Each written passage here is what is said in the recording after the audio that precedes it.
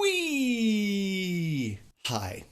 I'm going to be narrowcasting a little bit with this one. This is not a video about Steven Crowder, really. It's a video about freedom of speech and what that means and how to protect it. And when I say that, maybe you think you know what I mean. A lot of people have a certain take on this subject. The idea that, although we may not like Steven Crowder's shitty behavior, we must defend his right to perform it on YouTube, lest they crack down on us later.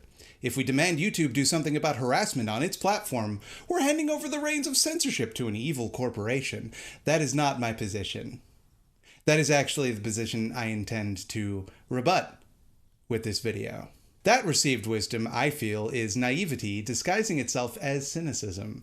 It takes for granted a lot of things that complicate that simple narrative, namely that YouTube already has that horrific power, already wields it against us, and doesn't benefit when we demand that they use it to protect its users. But let me just step back for a second and explain the situation to the 2 or 3 not extremely online people in the audience who might not know what I'm even referring to. Steven Crowder, the living meme right-wing comedian, is currently under fire for a small selection of the extremely homophobic comments he's made over the years. And by under fire, I mean the subject of some pretty even-keeled criticism. On May 30th, Vox columnist Carlos Maza wrote a Twitter thread detailing some of the harassment he has received at the hands of Crowder's fans, after Crowder made some pretty fucking gross comments about him, repeatedly, over the course of several years.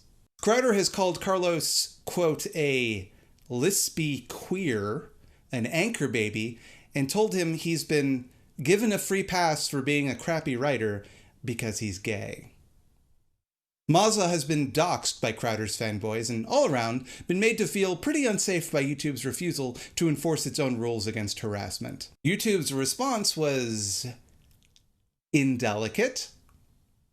They decided that Crowder's direct targeted harassment of a gay man on their platform was uncomfortable, but ultimately permissible. As an open platform, it's crucial for us to allow everyone from creators to journalists to late-night TV hosts to express their opinions within the scope of our policies. Opinions could be deeply offensive, but if they don't violate our policies, they'll remain on our site. That's interesting to me. It makes me wonder if YouTube's harassment policies are publicly available and directly contradict what they're saying. And oh, hey, would you look at that? They do! Content or behavior intended to maliciously harass, threaten, or bully others is not allowed on YouTube. Now, I get it. This is a pretty fine line. Who knows the exact moment that gentle mockery and joking around turns into bullying? I don't know where the boundary is, and I think there are a lot of edge cases we could have a debate about. But this isn't one of them. Violence, filth. Okay, so the little queer could eat his chips all nonchalantly. It's code for rape, Mr. Queer eating chips on the Vox channel. Chip, chip, chip, chip, but you can eat just one, like dicks. This is what Mr. Gay Vox wants to do. Mr. Token Vox Gay Atheist Sprite with surprisingly flaccid chest considering how thin he is. It is. If this is not bullying, then the word bullying doesn't mean anything. This is so cut and dry. What would he have to do to be more of a bully than this? Like, threaten to take Carlos Maza's fucking lunch money? YouTube's definition of bullying that they themselves offered in this very same document is behavior intended to humiliate someone else. So I think it definitely is intended to do that. Also, it also violates their rules against hate speech, which include using stereotypes that incite or promote hatred based on any of the attributes noted above, one of which is sexual orientation. This can take the form of speech, text, or imagery promoting these stereotypes or treating them as factual.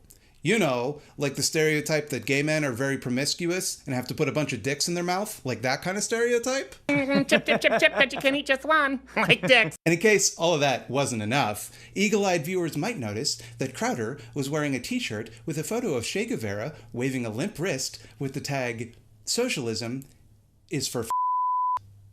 Also available as a onesie for babies. So YouTube is not only okay with hate speech on its platform, it's okay with hate speech being literally printed onto babies. Just in case anyone was curious how cartoonishly permissible this platform is allowing itself to be. Side note, a lot of nincompoops are trying to insist that the shirt actually says socialism is for figs, because the place where Che Guevara was killed, they grew a lot of figs there. Now I know the people making this argument are not being honest. But let's just nip it in the bud and point out that were they actually saying figs, they wouldn't censor the word figs, you absolute diaper clowns. Don't worry though, YouTube sprang into action when they were criticized for this and decided to demonetize Steven Crowder's channel. A harsh punishment to be sure, one that YouTube typically reserves for LGBTQ content. They've been demonetized for years, and they don't have thousands of dollars a year's worth of grifting merchandising opportunities like Crowder does. Also, they don't get their monetization back if they just stop selling their homophobic shirts. Also, they don't deserve to be demonetized because they're not being hateful. They're being LGBTQ, which is normal and cool. The punishment that YouTube devised for bigotry against LGBTQ people was to treat the bigot like LGBTQ people, except less severely. So, happy Pride Month, everybody. Look, they made the play button a rainbow. Our heroes. There, that's the basic thing that happened. You've probably already heard about it. That's what it is. Look, Crowder is a ding-dong. He will do as a ding-dong does.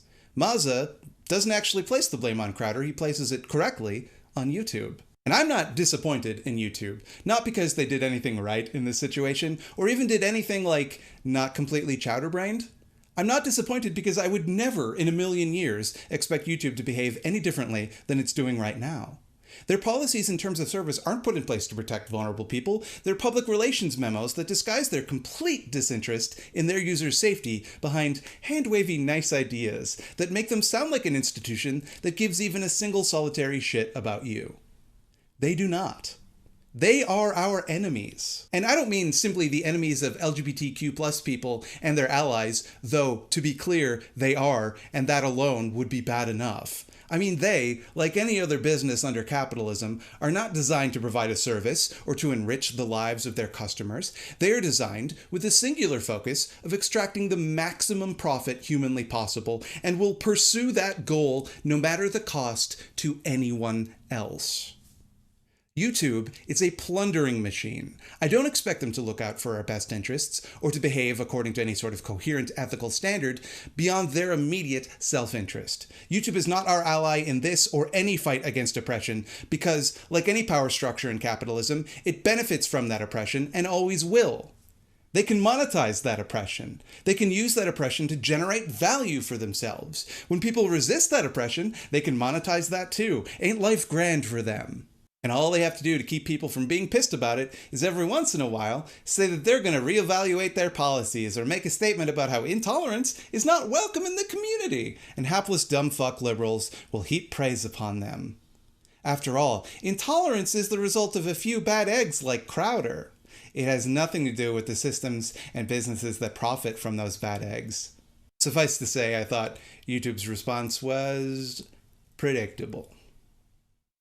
But something that surprised me, something that made me pretty mad actually, was a common reaction I saw from a lot of leftists on Reddit. They argued that if we allow YouTube, a big evil corporation, to censor Steven Crowder, they'll abuse that precedent to come for leftist channels next. If we allow them to silence voices we don't approve of simply for violating their rules and direct targeted harassment, they'll come for us. Therefore, we must continue to allow this abuse as much as it may pain us, and outcompete it with our superior, tolerant ideas. First they came for the bullies, and I was not a bully. That take is bad. I hate this take. I will now demonstrate the problems of this take, thereby eviscerating it with facts and logic. YouTube does not need an excuse to demonetize leftist content. YouTube, the company, a subsidiary of Google, a subsidiary of Alphabet, a subsidiary of Nintendo, owns YouTube, the website, the platform, where you're watching this video right now. They make the rules, they enforce the rules, and nothing, literally not a single goddamn thing they do with it, is within our control. When it comes to what happens on YouTube, they have all of the power, and they can do whatever they want. Now, that sucks donkey ass, but it's reality. Let's say I'm John YouTube, the Chief Entergagement Officer of YouTube. I decide that, you know what, all of these commies are cramping my style. They're not worth the measly little ad revenue they bring in because they might inspire the proletariat to rise up against us and take my cool website and make it better for everybody, and then I can't make any money from it. They don't need and aren't going to wait for an excuse when they feel that leftist content is too dangerous for their bottom line. And make no mistake, that day will come. They'll just do it. They won't justify it. They won't admit they're doing it. They'll just make some changes to their TOS and then just delete willy-nilly. And you can bet your buns it won't generate angry statements from the media or Ted Cruz about how we have to protect freedom of speech. There won't be a backlash. It's a perfectly safe thing for them to do. See, what you have to understand is that the right-wing outrage machine is finely tuned to protect all manner of abusive ding-dongery. These astroturfed phonies come together in rhetorical lockstep, not because they understand the importance of solidarity better than the left does or whatever, but because they're all funded by the same few rich ghouls. They all have the same few pet causes. There is no leftist billionaire equivalent pumping out like Marxist agitprop because billionaires have no interest in destroying the mechanisms by which they became billionaires. So when Crowder finds himself in a bit of a pickle and he's being criticized by leftos, he has a bunch of other powerful media figures and outlets that have a vested interest in protecting him. If, say, Sean Skull came under similar criticism, there are no magazines or advertisers that give even the slightest shit. The use of leftists to these platforms is that we occasionally generate clicks. You clicked on this video, that's it. But rightos? They have millions of dollars in think tank money. They spend millions on advertising on these platforms, including on leftist videos. So even the leftist videos are only useful to YouTube as long as the right wing says they are. They rake in tremendous amounts of sticky, icky cashish in the forms of donations and brand deals. To put it bluntly, they're just a whole hell of a lot more profitable. If you cave to right-wing pressure to ban leftist content, you might make a few communists angry. Big deal. Communists already don't like you, you big rich jerk. I'm a communist. I can confirm. I hate your guts. But if you cave to left-wing pressure to ban right-wing content, you make advertisers and investors angry. Which do you think factors more heavily into YouTube's decision-making process? There's no risk in shutting down leftist speech, or even just any speech critical of the right online. Want to know how I know that? Tech companies do it all the fucking time. Right now. Already. YouTube and other tech companies are already silencing dissident media. In the wake of Crowdergate, YouTube was desperate to convince people they were taking the threat of hate speech on their platform seriously. But at the same time, they were also desperate to not have to do anything and to not have to spend any money. Their response was to algorithmically search for and automatically delete hate speech based on certain signifiers. Can you guess what happened? It started flagging things which attempted to respond to or educate people about hate speech, like this video from Max Blumenthal tackling the Holocaust revisionism of man-ghoul David Irving. In one case, they deleted a response to Steven Crowder during one of the brief breaks he took in between hate speech outbursts to simply be wrong instead of wrong and hateful. This video by Progress Voice attempted to respond to Crowder's misattributing of a quote by Gregor Strasser to Adolf Hitler. The video by Crowder, with the same subject matter, just, with the details wrong, didn't get touched. So for those of you keeping score, YouTube's response to someone being a bully and a bigot on their platform was to create a method to silence people that criticized him but leave his speech untouched.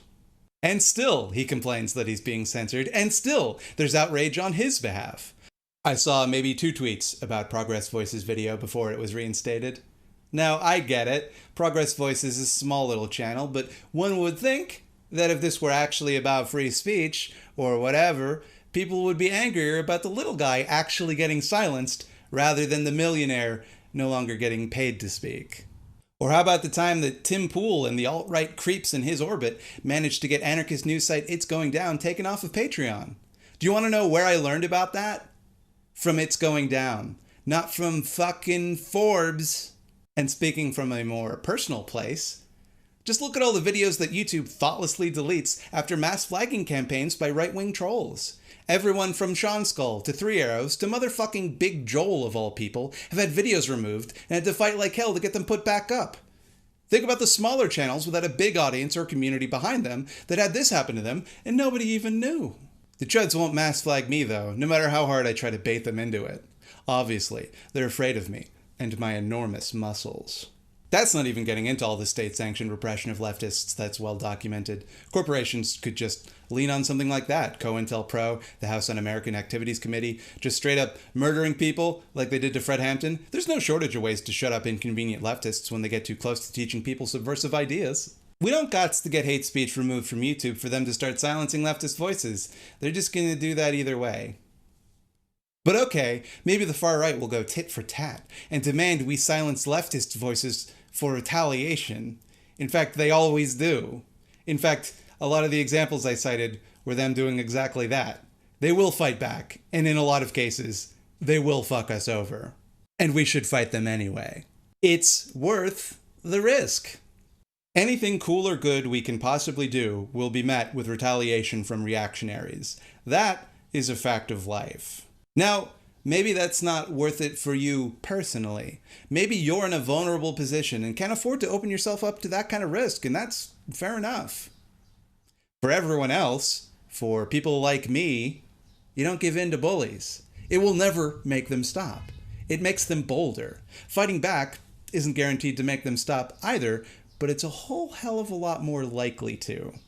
Getting hate speech taken off one of the largest media platforms on Earth, responsible for 11.4% of all web traffic globally, is a fight worth having. Not just because we don't like hate speech, or because we have a difference of opinion, but because it causes real harm to real people. Let's not forget, this whole controversy started because a gay man complained that every time one of these videos gets posted, he gets loads of harassment. He got doxxed. Should we just tell him to ignore that? To suck it up?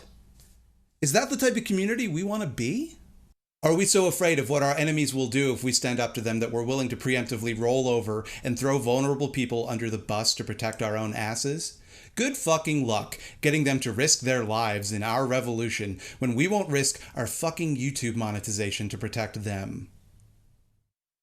Allowing that type of harassment, those kinds of threats, to go unchallenged presents the real danger to freedom of speech. It is a clear and deliberate attempt to make the platform, and by extension, the discourse, and by extension, the world, more hostile and dangerous for gay people, to make them too scared of retaliation to speak up. Making a mockery of their sexuality normalized, and demonstrating to them that nobody will stand up on their behalf. And if we refuse to advocate for the powerless because we're afraid of what the powerful might do to us if we do, we're proving them right. Letting that continue is not a victory for freedom of speech. It is a dereliction of our duty to protect the speech and safety of vulnerable people in our community. Oh, and also, freedom of speech does not guarantee you freedom to a platform. Hey, can I come into your house and talk for 6 hours about how ugly your mother is?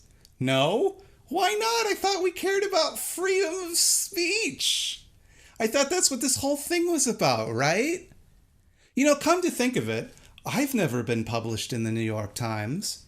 DC Comics has continuously rejected my pitch for a comic where Batman is real and my dad, and he tells me he's proud of me. Despite having more than 200 YouTube subscribers, I have not once been invited to perform at Carnegie Hall. None of these institutions have platformed me. Am I being censored? Make no mistake, I believe Crowder has the right to say whatever he wants, to believe whatever he believes, to be as hateful and unfunny as he wants. I think pretty much everybody agrees with that.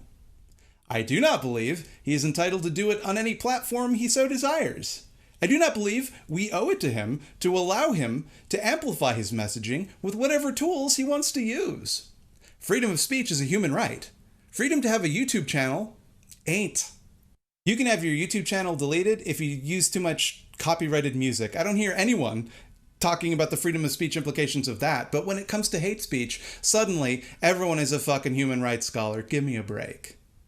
Ah, but ThoughtSlime, you hamburger. YouTube and other social media platforms have such a monopoly that by all rights, they should be treated like the digital commons.